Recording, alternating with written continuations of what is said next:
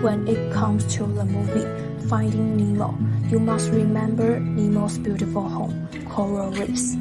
Coral reefs may look like one giant organism. However, they're actually an ecosystem with sea creatures working together. Somebody even views coral reefs as underwater cities, filled with beautiful fish, lively vegetation, and surprising sea creatures. In addition, coral reefs are one of the most biologically diverse ecosystems in the world. They are also called rainforests of the sea. All kinds of sea creatures like to inhabit, reproduce, forage, and avoid enemies in coral reefs, and naturally formed a rich ecosystem. In fact, coral is a long-lived animal. As long as the environmental conditions are good enough, a coral colony can even reach several thousand years old. Therefore, the death of coral colonies is usually due to the pressure of the living environment or the destruction of other creatures. Worth mentioning, in recent years, with climate change, our seas are warming, and this situation makes coral reefs become endangered species. So there has one now we need to know clearly, which is called coral bleaching. When corals face the impact of environmental pressure, the symbiotic zooxanthellae family will gradually leave the coral body and take color away. Only transparent coral polyps and skeletons are left, resulting in coral bleaching. After the symbiotic zooxanthellae family leaves, the corals will not die instantly, but they are very fragile.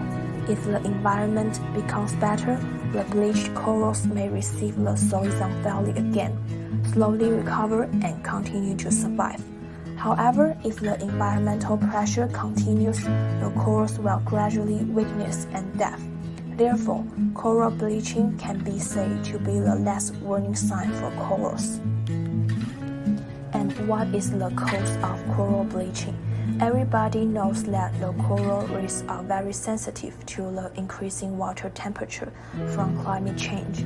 But climate change will also cause other problems, such as increasing carbon dioxide and the ozone hole.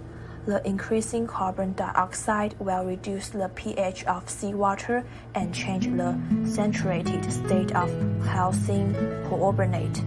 This may reduce the calcification rate of corals, slow down the growth of coral reefs, and even make coral reefs unable to form.